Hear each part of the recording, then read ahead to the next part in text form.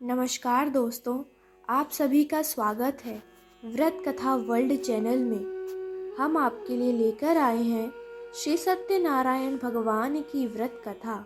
इस कथा को श्रद्धा से सुनने मात्र से जीवन के सारे दुख दूर हो जाते हैं और घर में सुख शांति बनी रहती है।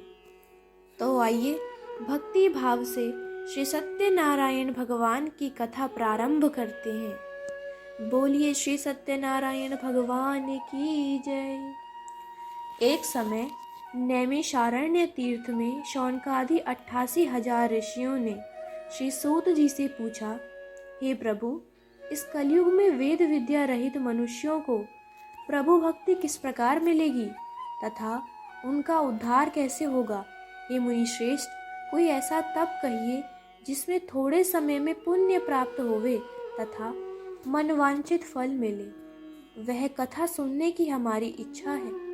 सर्वशास्त्र ज्ञाता श्री सूत जी बोले, हे वैष्णवों में पूज्य, आप सबने प्राणियों के हित की बात पूछी है।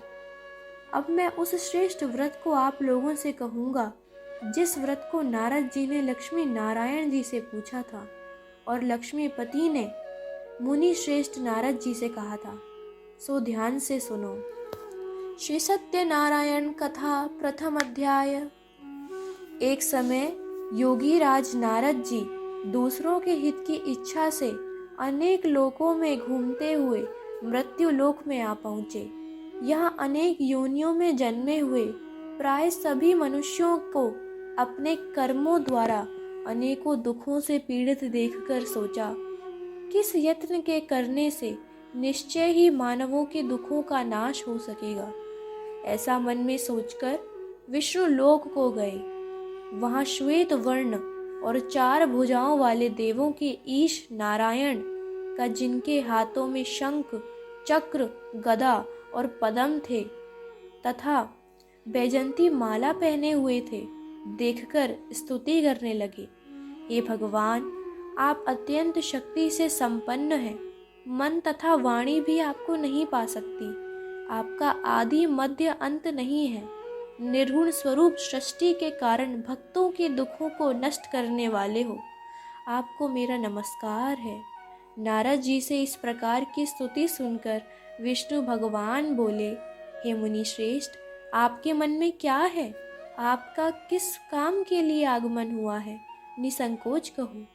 तब नारद मुनि बोले, मृत्यु लोक में सब मनुष्य जो अनेक योनियों में पैदा हुए हैं, अपने अपने कर्मों के द्वारा अनेक प्रकार के दुखों से दुखी हो रहे हैं। हे नाथ, मुझ पर दया रखते हो तो बताइए, उन मनुष्यों के सब दुख थोड़े से ही प्रयत्न से कैसे दूर हो सकते हैं।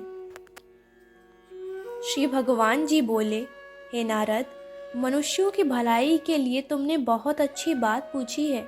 जिस काम के करने से मनुष्य मोह से छूट जाता है, वह मैं कहता हूँ, सुनो। बहुत पुण्य देने वाला स्वर्ग तथा मृत्यु लोक दोनों में दुर्लभ एक उत्तम व्रत है।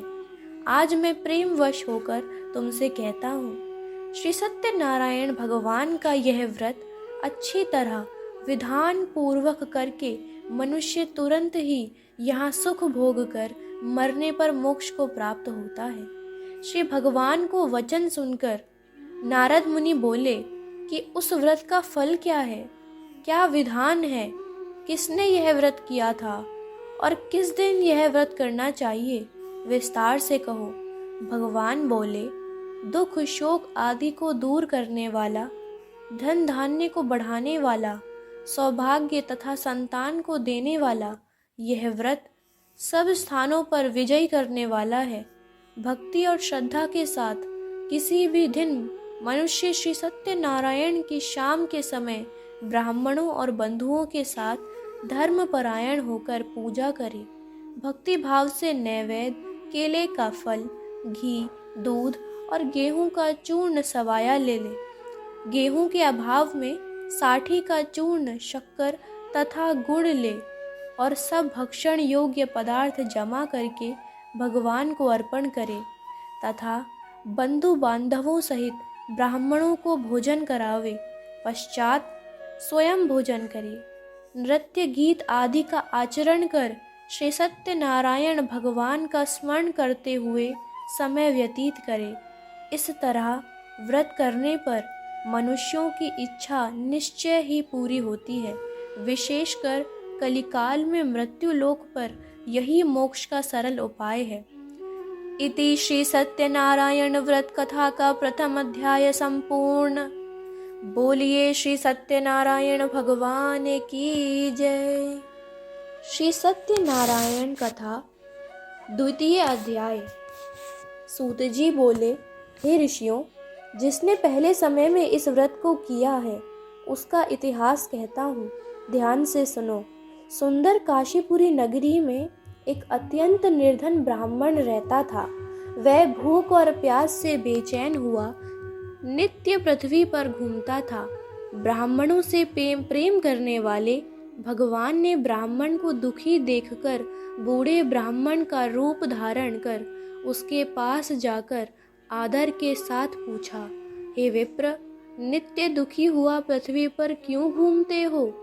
श्रेष्ठ ब्राह्मण बोला, मैं निर्धन ब्राह्मण हूँ, भिक्षा के लिए पृथ्वी पर फिरता हूँ। हे भगवान, यदि आप इसका उपाय जानते हो तो कृपा करके कहो।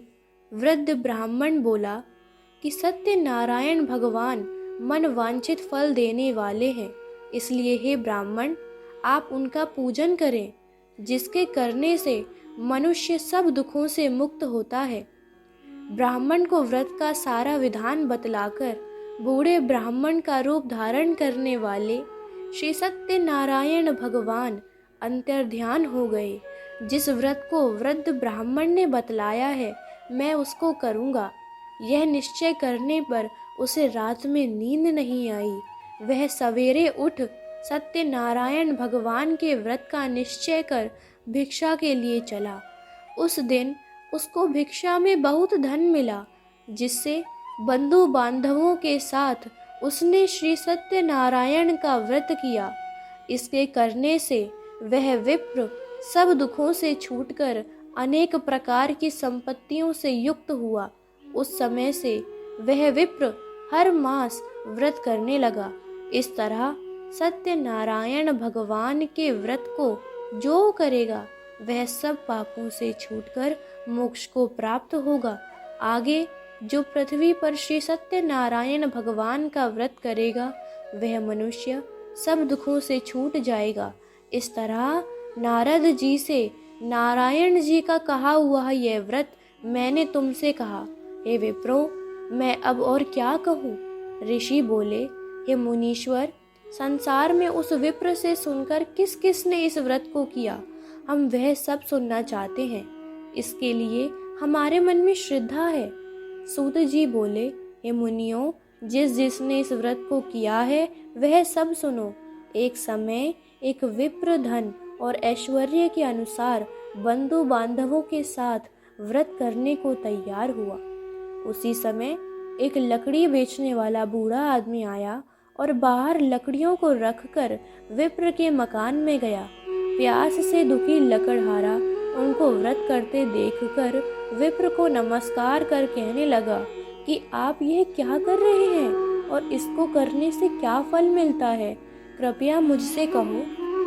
ब्राह्मण ने कहा, सब मनोकामनाओं को पूरा करने वाला यह श्री सत्यनारायण भगवान का व्रत है। इसकी ही कृपा से मेरे यहाँ धन धान्य आदि की वृद्धि हुई है। विप्र से इस व्रत के बारे में जानकर लकड़हारा बहुत प्रसन्न हुआ।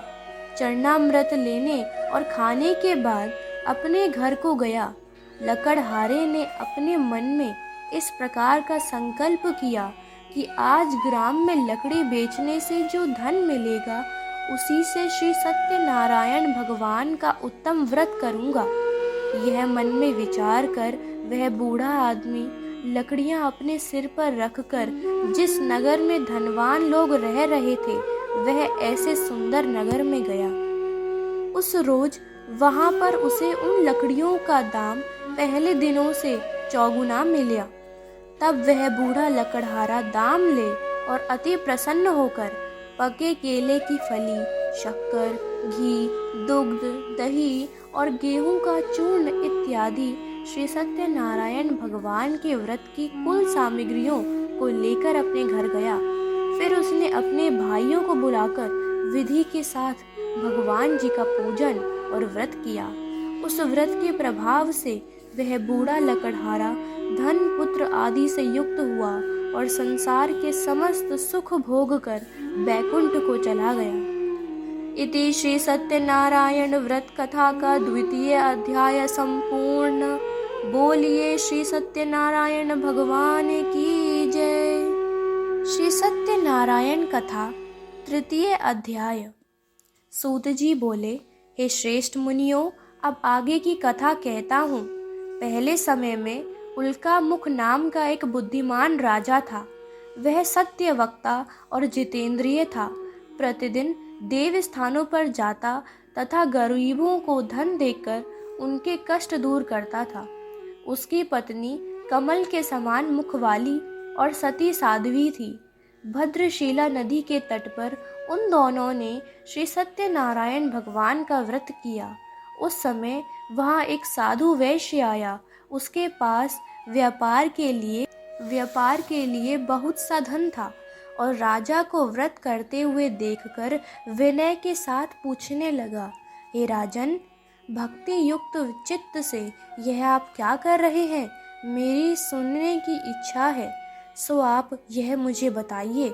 राजा बोला, हे साधु, अपने बांधवों के साथ पुत्रादि की प्राप्ति के लिए एक महाशक्तिमान श्री सत्यनारायण भगवान का व्रत व पूजन किया जा रहा है।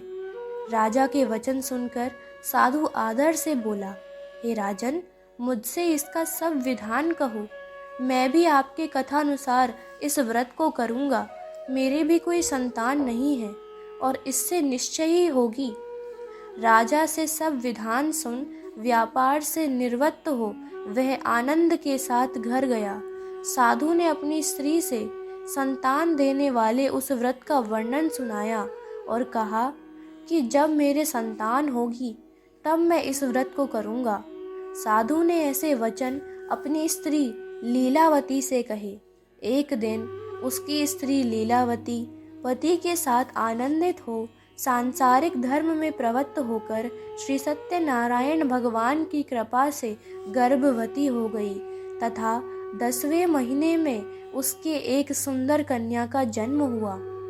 दिनों दिन वह इस तरह बढ़ने लगी जैसे शुक्ल पक्ष का चंद्रमा बढ़ता है।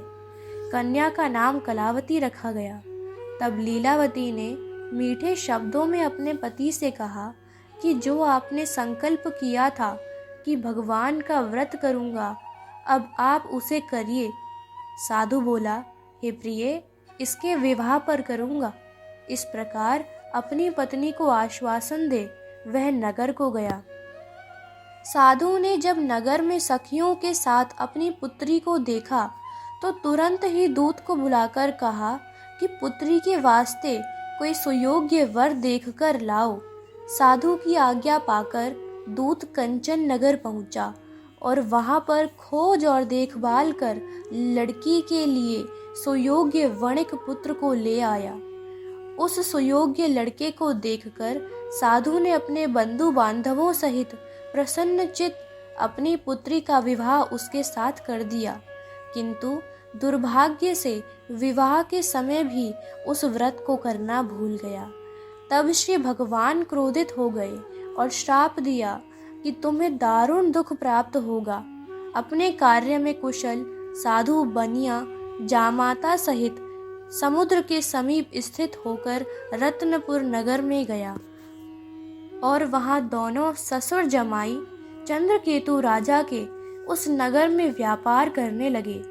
एक बार भगवान श्री सत्यनारायण की माया से प्रेरित कोई चोर राजा का धन चुराकर भागा जा रहा था, किंतु राजा के दूतों को आता देखकर चोर ने घबराकर भागते हुए राजा के धन को वहीं चुपचाप रख दिया जहां वे ससुर जमाई ठहरे हुए थे। जब दूतों ने उस साधु वैश्य के पास राजा के धन को रखा देखा तो दोनों को बांधकर ले गए और प्रसन्नता से दौड़ते हुए राजा के समीप जाकर बोले, यह दो चोर हम पकड़ कर लाए हैं। देखकर आज्ञा दें। तब राजा की आज्ञा से उनको कठिन कारावास में डाल दिया और उनका धन छीन लिया। श्री सत्यनारायण भगवान के श्राप द्वारा उनकी पत्नी भी घर पर बहुत दुखी हुई और घर पर जो धन रखा था चोर चुरा कर ले गए। शारीरिक व मानसिक पीड़ा तथा भूख प्यास से अति दुखी हो अन्न की चिंता में कलावती एक ब्राह्मण के घर गई। वहाँ उसने श्री सत्यनारायण भगवान का व्रत होते देखा। फिर कथा सुनी तथा प्रसाद ग्रहण कर रात को घर आई। माता ने कलावती से कहा, हे पुत्री, अब तक कहाँ रही व तेरे मन में क्या है? कलावती बोली, हे माता, मैंने एक ब्राह्मण के घर श्री सत्यनारायण भगवान का व्रत देखा है। कन्या के वचन सुनकर लीलावती भगवान के पूजन की तैयारी करने लगी। लीलावती ने परिवार और बंधुओं सहित श्री सत्यनारायण भगवान का पूजन किया और वर मांगा कि मेरे पति और दामाद शीघ्र आ जावे। साथ ही प्रार्थना करी कि हम सबका अपराध क्षमा करो। श्री सत्यनारायण भगवान इस व्रत से संतुष्ट हो गए और राजा चंद्रकेतु को स्वप्न में दर्शन देकर कहा, हे राजन, दोनों वैश्यों को प्रातः ही छोड़ दो और उनका सब धन जो तुमने ग्रहण किया है दे दो, नहीं तो मैं तेरा धन, राज्य, पुत्रादि नष्ट कर दूंगा। राजा से ऐसे वचन कहकर भगवान अंतर्ध्यान हो गए। प्रातःकाल राजा चंद्रकेतु ने सभा में अपना स्वप्न सुनाया। फिर दोनों वाणिक पुत्रों को कैद से मुक्त कर सभा में बुलाया। दोनों ने आते ही राजा को नमस्कार किया। राजा मीठे वचनों से बोला, हे महानुभावों, भावीवश ऐसा कठिन दुख प्राप्त हुआ है, अब तुम्हें कोई भय नहीं। ऐसा कहकर राजा ने उनको नए नए वस्त्राभूषण पहनाए तथा उनका जितना धन लिया था उससे दूना धन देकर आदर से विदा किया। दोनों वैश्यों अपने घर को चले गए। इति श्री सत्यनारायण व्रत कथा का तृतीय अध्याय संपूर्ण। बोलिए श्री सत्यनारायण भगवान की जय। श्री सत्यनारायण कथा चतुर्थ अध्याय। सूत जी बोले, वैश्य ने मंगलचार करके यात्रा आरंभ की और अपने नगर को चल दिए। उनकी थोड़ी दूर निकलने पर दंडी वेशधारी श्री सत्यनारायण ने उनसे पूछा, हे साधु, तेरी नाव में क्या है?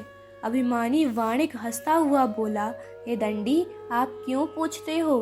क्या धन लेने की इच्छा है? मेरे नाव में तो केवल बेल और पत्ते भरे हैं। वैश्य का कठोर वचन सुनकर श्री भगवान ने कहा, तुम्हारा वचन सत्य हो। दंडी ऐसे कहकर वहां से दूर चले गए। कुछ दूर जाकर समुद्र के किनारे बैठ गए। दंडी के जाने पर वैश्य ने नित्य क्रिया करने के बाद नाव को ऊंची उठी देखकर अचंभा किया तथा नाव में बेल पत्ते आदि देखकर मूर्छित हो जमीन पर गिर पड़ा। फिर मूर्छा खुलने पर अत्यंत शोक प्रकट करने लगा। तब उसका दामाद बोला, आप शोक न करें, यह दंडी का श्राप है, अतः उनकी शरण में चलना चाहिए, तभी हमारी मनोकामना पूरी होगी। दामाद के वचन सुनकर वे दंडी के पास पहुँचे और अत्यंत भक्ति भाव से नमस्कार करके बोला, मैंने जो आपसे असत्य वचन कहे थे उनको क्षमा करो। ऐसा कहकर महान शोकातुर हो रोने लगा। तब दंडी भगवान बोले, हे वाणिक पुत्र, मेरी आज्ञा से बार बार तुम्हें दुख प्राप्त हुआ है, तुम मेरी पूजा से विमुख हुआ। साधु बोला, हे भगवान, आपकी माया से ब्रह्मा आदि देवता भी आपके रूप को नहीं जानते, तब मैं अज्ञानी कैसे जान सकता हूँ? आप प्रसन्न होइए, मैं सामर्थ्य के अनुसार आपकी पूजा करूँगा। मेरी रक्षा करो और पहले के समान नौका में धन भर दो। उसके भक्ति युक्त वचन सुनकर भगवान प्रसन्न हो उसकी इच्छा अनुसार वर देकर अंतर्ध्यान हो गए। तब उन्होंने नाव पर आकर देखा कि नाव धन से परिपूर्ण है। फिर वह श्री सत्यनारायण भगवान का पूजन कर साथियों सहित अपने नगर को चला। जब अपने नगर के निकट पहुंचा तब दूत को घर भेजा। दूत ने साधु के घर जा उसकी स्त्री को नमस्कार कर कहा कि साधु अपने दामाद सहित इस नगर के समीप आ गए हैं। ऐसा वचन सुन साधु की स्त्री ने बड़े हर्ष के साथ श्री सत्यनारायण का पूजन कर पुत्री से कहा, मैं अपने पति के दर्शन को जाती हूँ, तू कार्य पूर्ण कर शीघ्र आ। माता के ऐसे वचन सुनकर कलावती प्रसाद छोड़कर जल्दी में पति के पास गई। प्रसाद की अवज्ञा के कारण श्री सत्यनारायण भगवान ने रुष्ट हो उसके पति को नाव सहित पानी में डुबो दिया। कलावती अपने पति को ना देखकर रोती हुई जमीन पर गिर गई। इस तरह नौका को डूबा हुआ तथा कन्या को रोता हुआ देख साधु दुखी होकर बोला, हे प्रभु, मुझसे या मेरे परिवार से जो भूल हुई है उसे क्षमा करो। उसके दीन वचन सुनकर श्री सत्यनारायण भगवान प्रसन्न हो गए और आकाशवाणी हुई, हे साधु, तेरी कन्या मेरे प्रसाद को छोड़कर आई है, इसीलिए उसका पति अदृश्य हुआ है। यदि वह घर जाकर प्रसाद खाकर लौटे तो इसे पति अवश्य मिलेगा। ऐसी आकाशवाणी सुनकर कलावती ने घर पहुंचकर प्रसाद खाया, फिर आकर पति के दर्शन किए। तत्पश्चात साधु ने बंधु बांधवों सहित श्री सत्यनारायण भगवान का विधि पूर्वक पूजन किया। इस लोक का सुख भोगकर अंत में स्वर्ग लोक को गया। इति श्री सत्यनारायण व्रत कथा का 4th अध्याय संपूर्ण। बोलिए श्री सत्यनारायण भगवान की जय। श्री सत्यनारायण कथा 5th अध्याय। सूत जी बोले, हे ऋषियों, मैं और भी कथा कहता हूँ, सुनो। प्रजा पालन में लीन तुंगध्वज नाम का एक राजा था। उसने भी भगवान का प्रसाद त्याग कर बहुत दुख पाया। एक समय वन में जाकर वन्य पशुओं को मारकर बड़ के पेड़ के नीचे आया। वहां उसने ग्वालों को भक्ति भाव से बांधवों सहित श्री सत्यनारायण जी का पूजन करते देखा। राजा देखकर भी अभिमानवश वहां नहीं गया और ना ही नमस्कार किया। जब ग्वालों ने श्री भगवान का प्रसाद उसके सामने रखा तो वह प्रसाद त्याग कर अपनी नगरी को चला गया। वहां उसने अपना सब कुछ नष्ट पाया तो वह जान गया कि यह सब भगवान ने किया है। तब वह विश्वास कर ग्वालों के समीप गया और विधि पूर्वक पूजन कर प्रसाद खाया तो श्री सत्यनारायण भगवान की कृपा से सब कुछ पहले जैसा ही हो गया। फिर दीर्घ काल तक सुख भोग कर मरने पर स्वर्ग लोक को गया। जो मनुष्य परम दुर्लभ व्रत को करेगा, भगवान की कृपा से उसे धन धान्य की प्राप्ति होगी। निर्धन धनी और बंदी बंधन से मुक्त होकर निर्भय हो जाता है। संतानहीनों को संतान प्राप्ति होती है तथा सब मनोरथ पूर्ण होकर अंत में बैकुंठ धाम को जाता है। जिन्होंने पहले इस व्रत को किया, अब उनके दूसरे जन्म की कथा कहता हूँ। वृद्ध शतानंद ब्राह्मण ने सुदामा का जन्म लेकर मोक्ष को पाया। उल्कामुख नाम का राजा दशरथ होकर बैकुंठ को प्राप्त हुआ। साधु नाम के वैश्य ने मोरध्वज बनकर अपने पुत्र को आरी से चीरकर मोक्ष को प्राप्त किया। महाराज तुंगध्वज ने स्वयंभू होकर भगवान में भक्ति युक्त हो कर्म पर मोक्ष को प्राप्त किया। इति श्री सत्यनारायण व्रत कथा का 5th अध्याय संपूर्ण। बोलिए श्री सत्यनारायण भगवान की जय।